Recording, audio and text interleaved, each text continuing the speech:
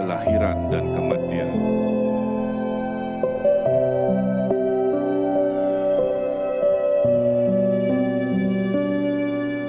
Kembali di Apa Kabar Indonesia Malam, mungkin saya akan tanya kepada Pak Kiai. Pak Kiai, dari apa yang terjadi terhadap almarhum Eril dan pastinya kepada seluruh keluarga besar Pak Ridwan Kamil, ada anggapan dari masyarakat yang masyarakat semua sudah tahu bahwa anak itu adalah titipan Allah.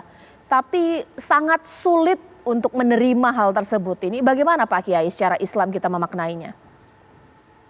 Ya, memang di Islam itu ada namanya niyahah ya. Orang kadang-kadang sambat-sambat ketika anaknya atau orang yang tercinta itu meninggal. Tapi Islam mengajarkan bahwa iman itu harus mendahului dari perasaan. Ya. Dan dari keluarga Kang Emil ini menjadi teladan. Ya. Saya membaca di media sosial, ibundanya Kang Emil sendiri itu menyerahkan kepada Allah Subhanahu wa Ta'ala. Bahkan tadi wawancara itu cukup baik lah. Pada saat Eril almarhum itu mencari sekolah, ternyata memberikan sekolah kepada kita bahwa kehidupan ini akan berakhir dan pulang kepada Allah Subhanahu wa Ta'ala.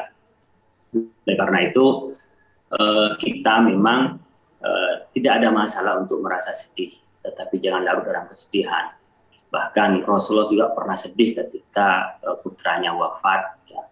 Di dalam hadis pun juga dijelaskan, bolehlah kita 3 hari untuk sedih-sedih itu, tapi tidak boleh untuk diratapi. Jadi sedih itu harus sifatnya manusiawi, tapi mari menjadi pelajaran dengan keimanan, itu malah untuk menebalkan keimanan. Kalau menghayati apa yang sering kita sampaikan pada saat melihat atau mendengar atau datang takziah kepada orang meninggal adalah inna lillahi wa inna ilaihi raji'un. Inna lillahi, semuanya kita adalah milik Allah, wa inna ilaihi raji'un, semuanya kita adalah kembali kepada Allah. Jadi penghayatan inna lillahi wa inna ilaihi raji'un itu adalah penghayatan keimanan, di mana perasaan sedih itu kita hapus dengan keimanan itu. Dan kita bisa melihatlah apa yang terjadi pada almarhum ini. Orangnya belum begitu banyak dikenal, tapi saat meninggal semua orang itu merasa kehilangan. Itu yang sebenarnya diajarkan di dalam Islam, sangat beruntung ya, di mana ketika kita lahir itu orang pada senyum dan ketawa barangkali, tapi ketika meninggal orang pada sedih dan bahkan mungkin menangis. Dan di dalam Islam pun orang yang meninggal tenggelam sama dengan orang kena bencana seperti halnya wabahnya COVID ini adalah mati syahidun fid dunia.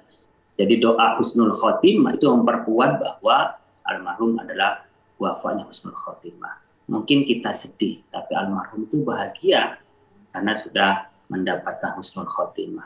Nah, kalau dihayati dengan kondisi yang seperti ini kepada anak kita, kepada keluarga kita yang dipanggil oleh Allah, maka perasaan-perasaan sedih itu bisa diminimalisir dengan keimanan. Meskipun hal ini mungkin saya mudah menyampaikan, mudah saya membicarakan karena tidak terjadi kepada saya.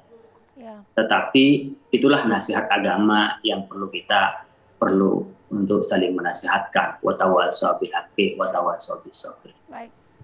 Mungkin Pak Iqbal, saya sempat lihat juga ya, banyak orang yang datang baik ke Cimaung atau ke Pakuan karena punya kisah yang hampir mirip dengan Pak Ridwan Kamil. Betul. Pernah kehilangan, entah itu anak, saudara, pasangan, dan lain-lain. Tapi kadang-kadang karena kehilangan ini mungkin di luar kita bisa tegar, tabah. Betul. Tapi yang di dalam ini tidak tahu ini bagaimana perasaan. Betul. Bagaimana sih cara mengatasi gejolak emosi yang mungkin akan bisa timbul esok beberapa hari kemudian? Ya, ini memang sangat berkorelasi dengan tingkat keimanan seseorang. Pemahamannya tentang kematian, pemahamannya tentang agama ini sangat mempercepat proses penerimaannya terhadap musibah.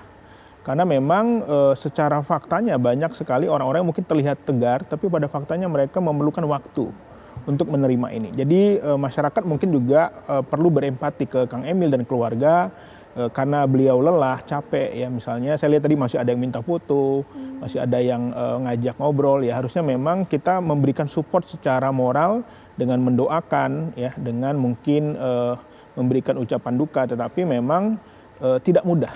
Saya sendiri sebagai ayah juga merasakan betul, karena kehilangan yang begitu cepat itu tidak mudah. Kalau sakit lama mungkin tidak terlalu berat, tapi kalau tiba-tiba sehat, masih muda. Ini yang mungkin memerlukan waktu dan proses. Karena kalau dalam teori psikologi, seseorang ketika tertimpa musibah, dia akan denial. Dia mungkin awalnya marah, kenapa ini terjadi pada diri saya? Kemudian dia akan mungkin mulai menyendiri, sampai akhirnya dia menerima. Oke lah, saya menerima itu, tapi memerlukan waktu. Nah, tahapan ini saya kira kita harus berempati, dan saya senang sekali melihat masyarakat Jawa Barat khususnya luar biasa.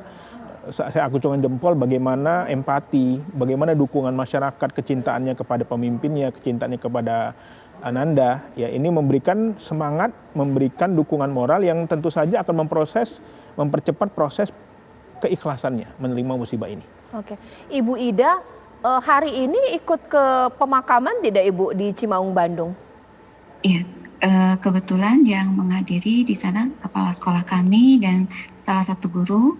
Saya di sekolah bersama guru yang lain membawa anak-anak untuk barikade menjemput ketika perjalanan dari Pakuan ke Cimaung, ya di Wastu Kencana seperti itu. Karena kebetulan di SMA Negeri 3 Bandung sedang ada penilaian akhir semester. Namun kemarin sebelum dikebumikan, saya sempat untuk pergi ke Cimaung untuk melihat tempat pemakamannya, karena saya yakin pada hari ini saya tidak bisa hadir seperti itu karena tugas yang lain begitu. Baik, terima kasih Ibu Ida atas waktunya, sehat selalu Ibu, dan mungkin nanti sesaat lagi saya tanya kepada Pak Kiai, bahkan juga Mas Iqbal di sini, bahwa menjadi hal yang luar biasa pemirsa ketika almarhum Eril bukanlah merupakan tokoh atau juga pejabat, tokoh penting di masyarakat, tapi putra sulung dari tokoh penting pemirsa.